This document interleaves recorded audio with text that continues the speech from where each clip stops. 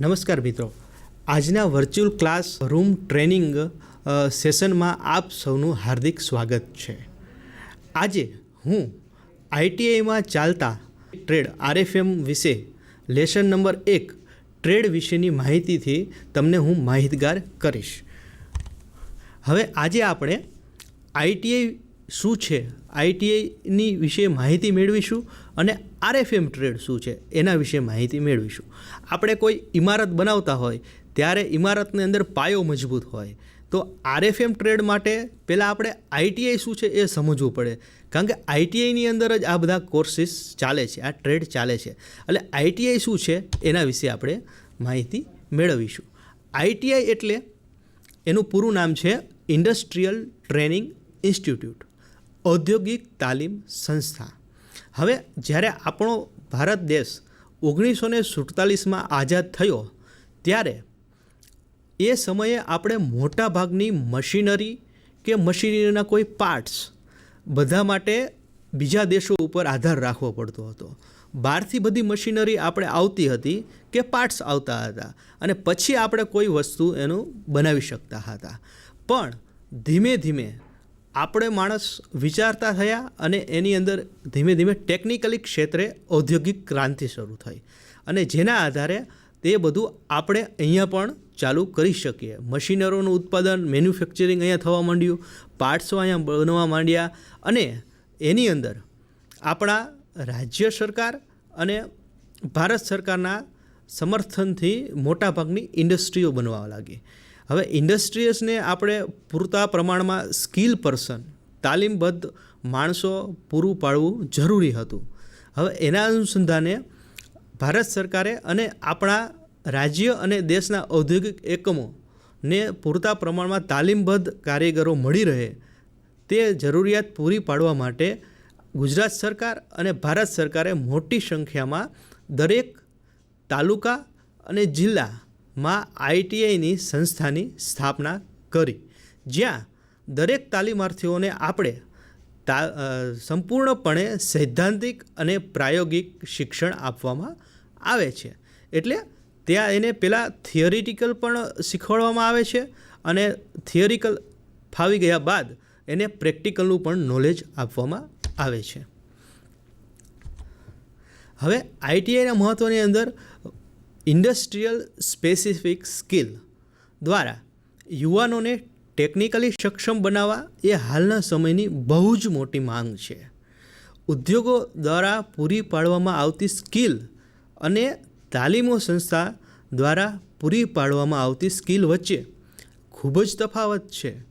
અને હાલમાં કોઈ ઇન્ડસ્ટ્રીઝ હોય તો ઇન્ડસ્ટ્રીઝવાળાની તો અપેક્ષા એવી જ હોય કે મને પહેલા દિવસથી જ જે તાલીમાર્થી આપણે આપીએ એ પહેલા દિવસથી જ આખી ઇન્ડસ્ટ્રીઝને બધી સ્કિલ એની પાસે હોય અને પહેલા દિવસથી તે મશીનની બધી માહિતી ધરાવતો હોય અને કામ કરી શકતો હોવો જોઈએ. એવું ઉદ્યોગોની ધરાવતું માનવબળ છે, એમ ઉદ્યોગોની એવી માનસિકતા છે અત્યારે. અને હાલમાં વૈશ્વિક હરીફાઈના યુગમાં તે બહુ જરૂરી છે. સ્પેસિફિક સ્કિલથી ઉદ્યોગોની આ જરૂરિયાત માટે તાલીમ આપતા વ્યવસાયો ચાલુ કરવા જોઈએ, એ એક સચોટ માર્ગ છે. હવે આઈટીઆઈની અંદર વિવિધ પ્રકારની સ્કીમો ચાલતી હોય છે. તો એ કેવી સ્કીમ હોય?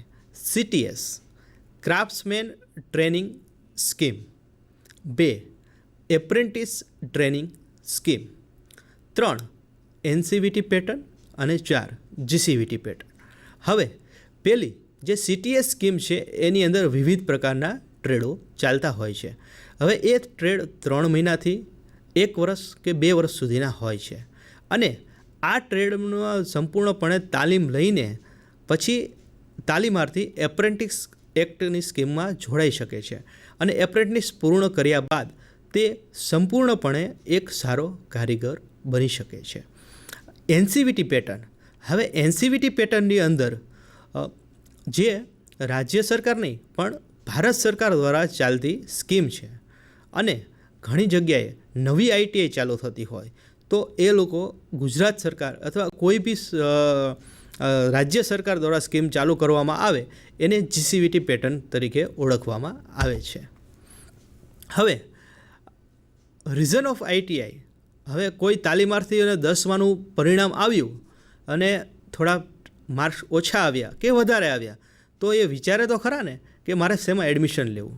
હવે આઈટીઆઈમાં મારે એડમિશન લેવું તો એ શાના માટે, એનું કંઈક રીઝન હોય, એને થોડું વિચારીને રાખેલું હોય. તો આઈટીઆઈ જોઈન કરવા માટેનું શું રીઝન છે એ આપણે જોઈએ.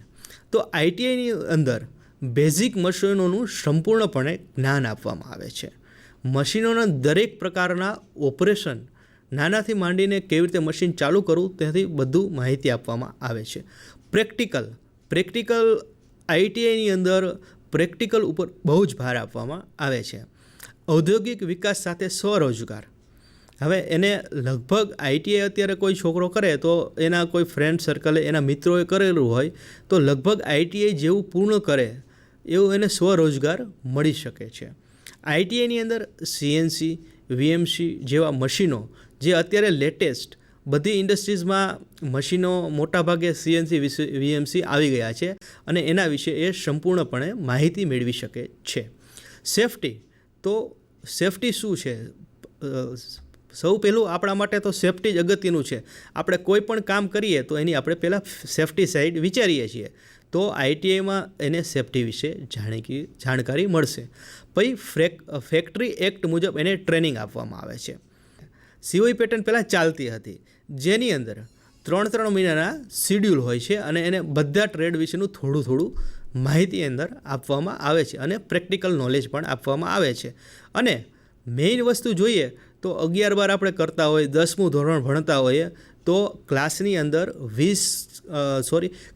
અંદર મોટા ભાગે 50થી 60ની તાલીમાર્થીઓ હોય છે, જ્યારે આપણી આઈટીઆઈની અંદર એક બેન્ચમાં 16થી 20 ટ્રેનીજ હોય છે, જેથી આપણે દરેક તાલીમાર્થી ઉપર સંપૂર્ણ સારી રીતે ધ્યાન આપી શકીએ અને એને એક સારો કારીગર બનાવી શકીએ. ઔદ્યોગિક જરૂરિયાત મુજબ વિવિધ કોર્સો હોય છે, એમાં ટેકનિકલ પણ આવે છે અને નોન ટેકનિકલ પણ આવે છે. અને આઈટીઆઈ જોઈન કરવાનું મેઇન રીઝન શું છે કે આપણી માતૃભાષામાં જ આપણને તાલીમ આપવામાં આવે છે. ગુજરાતમાં હોય તો એને ગુજરાતીમાં જ આખું બધું તાલીમ આપવામાં આવે છે, જેથી એને સમજવું એકદમ સરળ પડે છે.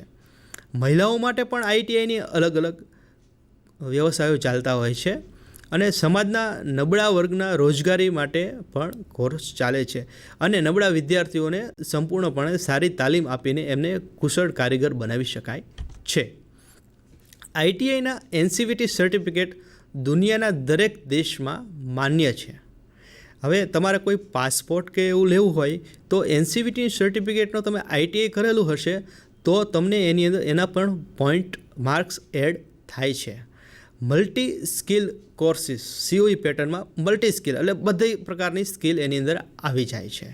ડોમેસ્ટિક ફાઉન્ડ દ્વારા ઇન્ફ્રાસ્ટ્રક્ચર એન્ડ સ્ટાન્ડર્ડ એસ્ટેબ્લિશમેન્ટ. હવે આપણે જોઈએ ઔદ્યોગિક હોય કોઈ સંસ્થાની વાત આપણે નથી કરતા, ઇન્ડસ્ટ્રીઝની વાત કરીએ તો ઇન્ડસ્ટ્રીઝની અંદર જરૂરિયાત મુજબના ઘણા બધા કોર્સ ચાલતા હોય છે. એમાં અલગ અલગ સેક્ટર હોય છે. ધારો કે મિકેનિકલ સેક્ટર છે, ઓટોમોબાઈલ સેક્ટર છે, ઇલેક્ટ્રિકલ સેક્ટર છે, કમ્પ્યુટર સેક્ટર છે, ઇલેક્ટ્રોનિક સેક્ટર છે, બિલ્ડિંગ કન્સ્ટ્રક્શન સેક્ટર છે, ઓટોમોબાઈલ સેક્ટર છે.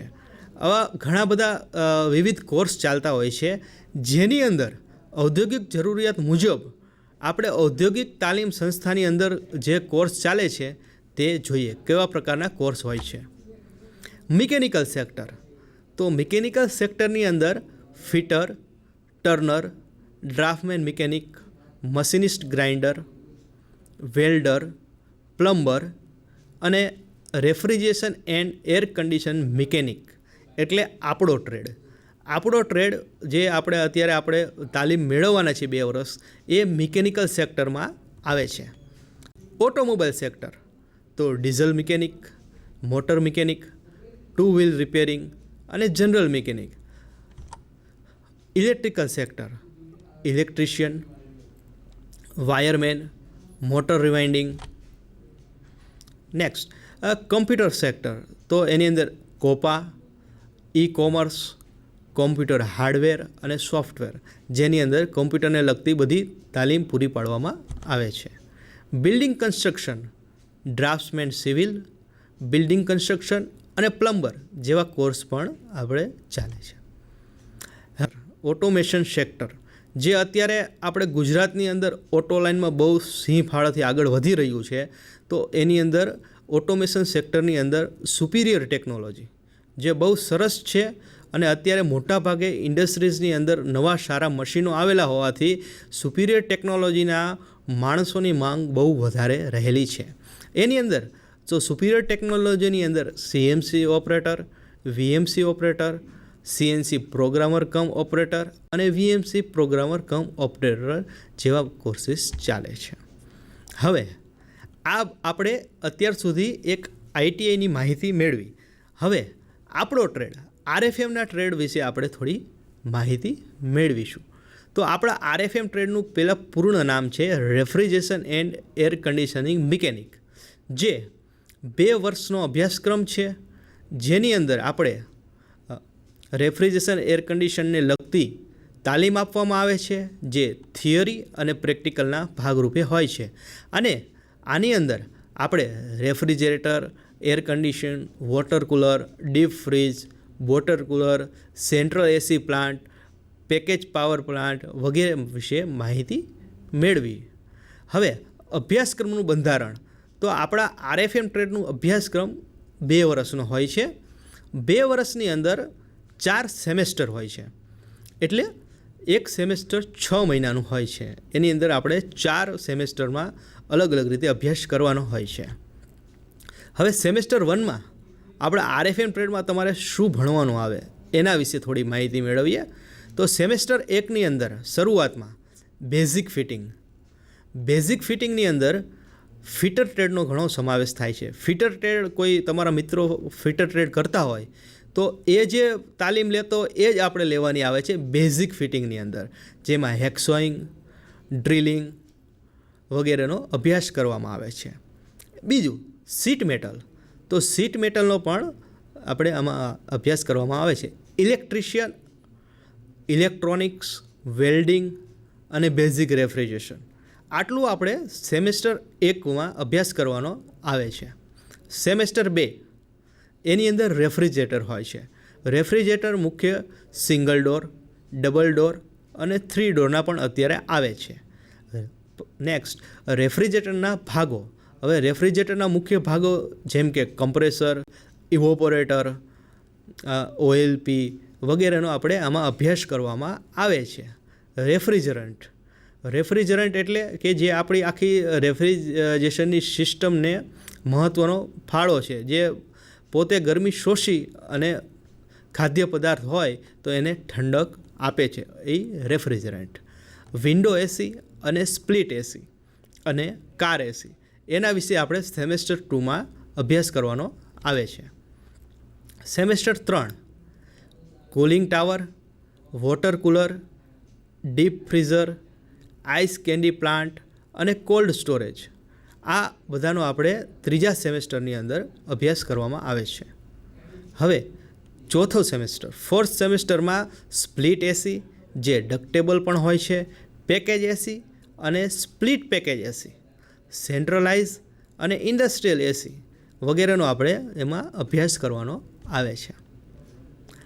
હવે આપણે ITIની અંદર આપણે માત્ર ખાલી આપણું RFM ટ્રેડની થિયરી અને પ્રેક્ટિકલનો અભ્યાસ આવતો નથી, સાથે સાથે વર્કશોપ કેલ્ક્યુલેશન એન્ડ સાયન્સ અને એન્જિનિયરિંગ ડ્રોઈંગ અને એમ્પ્લોયબિલિટી સ્કિલ એ પણ સાથે ભણવામાં આવે છે.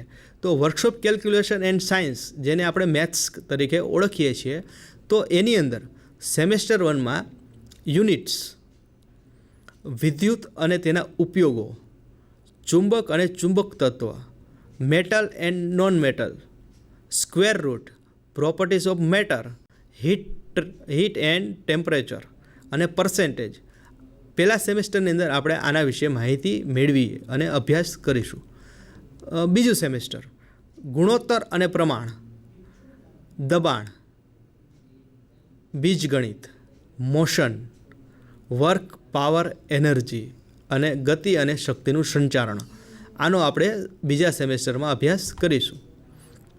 હવે ત્રીજા સેમેસ્ટરમાં ભૂમિતિ, geometry, simple machine, area, volume, stress અને strain, logarithm, mass and weight, density and specific gravity, centre of gravity, આ બધા વિશે આપણે સેમેસ્ટર 3માં માહિતી મેળવીએ. સેમેસ્ટર 4 ગ્રાફ, ત્રિકોણમિતિ, heat treatment, force and kinds of force એટલે બળ અને એના પ્રકારો, હાઇટ એન્ડ ડિસ્ટન્સ, આ આપણે ચોથા સેમેસ્ટરની અંદર અભ્યાસ કરવામાં આવે છે. હવે આપણે એક્ઝામ સ્ટ્રક્ચર કેવું હશે એના વિશે થોડી માહિતી મેળવીએ. તો દરેક સેમેસ્ટરના અંતે પરીક્ષા એટલે આપણે ટોટલ 4 વખત પરીક્ષા આપવામાં આવે છે. દરેક સેમેસ્ટરના અંતે પરીક્ષા લેવામાં આવે છે, જેની અંદર ટ્રેડ થિયરી, વર્કશોપ કેલ્ક્યુલેશન અને એન્જિનિયરિંગ ડ્રોઈંગની પરીક્ષા લેવામાં આવે છે. તો તેની અંદર ટ્રેડ થિયરી, વર્કશોપ કેલ્ક્યુલેશનની OMR ટેસ્ટ લેવામાં આવે છે, જ્યારે એમ્પ્લોયબિલિટી સ્કિલ અને એન્જિનિયરિંગ ડ્રોઈંગ સેમેસ્ટર 1માં OMR હોય છે અને એમ્પ્લોયબિલિટી સ્કિલ ખાલી સેમેસ્ટર 1માં જ આવે છે, જ્યારે સેમેસ્ટર 2, 3 અને 4માં એન્જિનિયરિંગ ડ્રોઈંગને આપણે ડિટેલમાં ડિસ્ક્રિપ્ટલી પેપર આવે છે, એટલે કોઈ પાર્ટ્સનું અંદર ડ્રોઈંગ કે એવું દોરવાનું આવે છે. અને RFMની ટ્રેડ થિયરી અને વર્કશોપ કેલ્ક્યુલેશન એ 4 સેમેસ્ટરમાં OMR સિસ્ટમથી જ પરીક્ષા લેવામાં આવે છે અને પ્રેક્ટિકલ પરીક્ષા હોય છે, તો એમાં આપણે પ્રેક્ટિકલના આધારે પરીક્ષા લેવામાં આવે છે. હવે આપણે કેવી રીતે એક્ઝામ સ્ટ્રક્ચરમાં કેવી રીતે માર્ક્સ હોય છે, તો એની અંદર ટ્રેડ થિયરી જેમાં 150 માર્ક્સનું પેપર લેવામાં આવે છે જે OMR હોય છે, અને સેશનલ માર્ક્સ એટલે સેશનલ માર્ક્સ શું છે કે તમારે ITIની અંદર દર 3 મહિને સેશનલ એક્ઝામ લેવામાં આવે છે, એના આધારે માર્ક્સ આપવામાં આવે છે. એટલે ટ્રેડ થિયરીનું પેપર આપણે 150 માર્ક્સ વત્તા 20 માર્ક 170 માર્ક્સનું હોય, એમાં પાસિંગ થવા માટે 68 માર્ક્સ 68 માર્ક્સ જરૂરી છે. વર્કશોપ કેલ્ક્યુલેશન જે 75 માર્ક્સ 75 માર્ક્સનું પેપર હોય છે, જે OMR હોય છે, અને 10 માર્ક્સ સેશનલના હોય છે, જે બંને મળીને તમારે પાસિંગ માટે 34 માર્ક જરૂરી છે. એન્જિનિયરિંગ ડ્રોઈંગની અંદર 75 માર્ક્સનું સેમેસ્ટર 1માં OMR હોય છે, બાકીના બધામાં ડિસ્ક્રિપ્ટલી પેપર હોય છે, એમાં સેશનલ માર્ક 20 હોય છે, અને એ બંને મળીને તમારે તેમાં 38 માર્ક લાવવાના હોય છે. ટ્રેડ પ્રેક્ટિકલનું પેપર 270 માર્ક્સનું હોય છે, એમાં તમારે પ્રેક્ટિકલ કરવાનો હોય છે, 30 માર્ક સેશનલ હોય છે, અને 180 માર્ક્સે પાસ હોય છે. મિનિમમ આપણે 180 માર્ક લાવવા પડે છે. એમ્પ્લોયબિલિટી સ્કિલ આ સબ્જેક્ટ આપણને ખાલી પહેલાં સેમેસ્ટરમાં જ ભણવામાં આવે છે, અને પહેલાં સેમેસ્ટરની અંદર 50 માર્ક્સનું પેપર હોય છે જે OMR હોય છે, અને એની અંદર 10 માર્ક સેશનલ હોય છે, અને બંનેને મળીને 20 માર્ક માટે આપણે પાસિંગ માર્ક હોય છે. હવે જ્યારે આપણે પરીક્ષા આપીએ ત્યારે પેપર 1 હોય છે, એમાં પાર્ટ A અને B હોય છે. સેમેસ્ટર 1માં એમાં પાર્ટ Aમાં ટ્રેડ થિયરી હોય છે, અને પાર્ટ Bમાં એમ્પ્લોયબિલિટી સ્કિલ હોય છે. જ્યારે પેપર 2માં પાર્ટ Aમાં વર્કશોપ કેલ્ક્યુલેશન અને પાર્ટ Bમાં એન્જિનિયરિંગ ડ્રોઈંગ હોય છે. પછી બીજા, ત્રીજા અને ચોથા સેમેસ્ટરમાં પેપર 1 જે ટ્રેડ થિયરી હોય છે, પેપર 2 જે વર્કશોપ કેલ્ક્યુલેશન હોય છે, અને પેપર 3 જે એન્જિનિયરિંગ ડ્રોઈંગ હોય છે, અને પ્રેક્ટિકલની પરીક્ષા. હવે સ્કોપ આપણે RFM ટ્રેડ કરીએ તો પછી આપણે શું કરી શકીએ, આપણને એના પછી આપણે શેમાં જઈ શકીએ, તો સ્કોપ શું છે, આપણે પહેલાં એ તો વિચારી જ ને કે આ કર્યા પછી આપણને એનું બેનિફિટ શું મળશે, એનું ફળ શું મળશે. તો સ્કોપ RFM ટ્રેડ પૂર્ણ કર્યા પછી ઘર વપરાશના AC, ફ્રીજ વગેરેનું રિપેરિંગ કામ કરીને આપણે પોતે સ્વરોજગારી મેળવી શકીએ છીએ, અને સ્વરોજગારીથી આપણે આપણી ઈચ્છા પ્રમાણે જરૂરિયાત મુજબનું કામ કરી શકીએ છીએ. જ્યારે AC, ફ્રીજ, નાના મોટા પ્લાન્ટમાં પણ પ્લાન્ટ એટેન્ડન્ટ તરીકે આપણને નોકરી મળે છે. અત્યારે AC, ફ્રીજ આ બધાનો ઉપયોગ એટલો બધો થઈ ગયો છે કે હોસ્પિટલ હોય, થિયેટર હોય, ઓફિસ હોય, મોલ હોય, એ બધે લાગેલા જ હોય છે. તો આ આપણા બધા સાધનો લાગે તો આપણી તો જરૂરિયાત પડવાની જ છે, એટલે ટેકનિશિયન તરીકે આપણે આવી બધી જગ્યાએ સારી રીતે નોકરી મેળવી શકીએ છીએ. ડીપ ફ્રીઝર, આઈસ કેન્ડી પ્લાન્ટમાં પણ આપણને નોકરી મળે છે. અને અગાઉ આપણે માહિતી મેળવી એ પ્રમાણે તમામ સ્થાને કોઈ કંપનીમાં 2 વર્ષનું આપણે એપ્રેન્ટિસ એક્ટ હેઠળ એપ્રેન્ટિસ કરીએ તો એના આધારે આપણને પ્લાન્ટ એટેન્ડન્ટ તેમજ મેન્ટેનન્સનું કામ કરી શકીએ છીએ અને સારી એવી નોકરી મળી શકીએ છીએ. હવે આરએફએમ કરવાનો એક મોટો ફાયદો છે.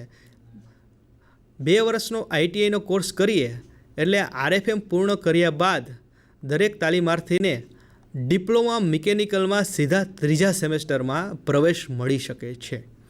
અને જે ડિપ્લોમાની અંદર મિકેનિકલમાં જે સીટ હોય એમાં 15:1નો રેશિયો હોય છે. 15 સીટે આપણને 1 સીટ ફાળવેલી હોય છે અને એ આપણે ડાયરેક્ટ 3જા સેમેસ્ટરની અંદર આપણને મિકેનિકલમાં એડમિશન મળી શકે છે. બીજું, આપણે આરએફએમનો 2 વર્ષનો કોર્સ પૂર્ણ કરીએ અને પછી ખાલી ઇંગ્લિશની એક પરીક્ષા આપીએ તો ઇંગ્લિશની એક પરીક્ષા પાસ કરીને આપણને સર્ટિફિકેટ આપવામાં આવે છે જે આપણે 12 પાસ ઇક્વિલન્ટ હોય છે. અને આ સર્ટિફિકેટના આધારે આપણે એક્સટર્નલમાં કોલેજ કરી શકીએ છીએ, સાથે સાથે સ્વરોજગારી કરતાં એક્સટર્નલમાં કોલેજ પણ કરી શકીએ છીએ અને ગ્રેજ્યુએશન સુધી પહોંચી શકીએ છીએ.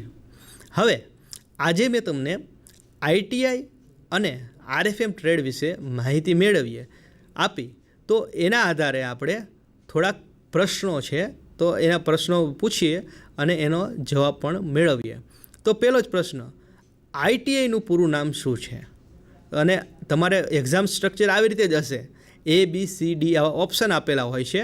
તો A industrial training institute, B industrial teaching institute, C institute training institute, 4 industrial training industries. તો એનો જવાબ શું આવશે? તો એનો જવાબ છે એ ઇન્ડસ્ટ્રીયલ ટ્રેનિંગ ઇન્સ્ટિટ્યૂટ. આવી રીતે તમારે એ ઉપર OMR ટેસ્ટ હોય છે, એ ઉપર રાઉન્ડ કરવાનું હોય છે. 4 આવા ઓપ્શન આપેલા હોય છે. હવે બીજો પ્રશ્ન, refrigeration and air condition mechanical કેટલા વર્ષનો અભ્યાસક્રમ છે? એ 3 મંથ, બી 2 વર્ષ, સી 1 વર્ષ, ડી 6 મંથ્સ. તો એનો શું સાચો જવાબ આવશે? આપણો આરએફએમનો કોર્સ છે 2 વર્ષ. હવે ત્રીજો પ્રશ્ન, આઈટીઆઈમાં મિકેનિકલ સેક્ટરમાં કયા અભ્યાસક્રમો ચાલે છે? આપણે જોયું આગળ કે બધા અલગ અલગ સેક્ટરમાં અલગ અલગ અભ્યાસક્રમો હતા. તો એ પ્લમ્બર, બી ઇલેક્ટ્રિશિયન, સી પ્લાન્ટ ઓપરેટર અને ડી આરએફએમ. તો આ 4 પૈકી આઈટીઆઈની અંદર મિકેનિકલ સેક્ટરમાં કયો આપણે અભ્યાસક્રમ છે? તો જોઈએ એનો જવાબ, ડી આરએફએમ. આપણો ટ્રેડ મિકેનિકલ સેક્ટરમાં આવે છે અને બહુ સારો ટ્રેડ છે. મિકેનિકલ સેક્ટરમાં સારા એવા સ્વરોજગારી આપણે મેળવી શકીએ છીએ. હવે લાસ્ટ અને ચોથો ક્વેશ્ચન, આઈટીઆઈમાં લેવાતી એન્જિનિયરિંગ ડ્રોઈંગની પરીક્ષા કેવી રીતે લેવામાં આવે છે? એ OMR, બી મૌખિક, સી લેખિત અને ડી દરેક રીતે, ઉપરની દરેક રીતે. તો આનો આપણે જવાબ જોઈએ તો આપણે આઈટીઆઈની પરીક્ષા એન્જિનિયરિંગ ડ્રોઈંગની એક્ઝામ લેખિતમાં લેવામાં આવે છે, જેમાં એક આપણને ડ્રોઈંગ શીટ પ્રોવાઈડ કરવામાં આવે છે અને ડ્રોઈંગ શીટમાં જે ક્વેશ્ચન પેપર હોય એના આધારે આપણે ડ્રોઈંગ દોરવાનું હોય છે. માત્ર ખાલી પહેલા સેમેસ્ટરની અંદર જ OMR સિસ્ટમ હોય છે. તો મિત્રો, આજે મેં તમને આઈટીઆઈ અને આઈટીઆઈને અંદર ચાલતા આરએફએમ ટ્રેડ વિશે માહિતી આપી અને આ માહિતીને આધારે મને એવું લાગે છે કે તમને સચોટ માહિતી મળશે અને સરળ તમને પડશે. આભાર.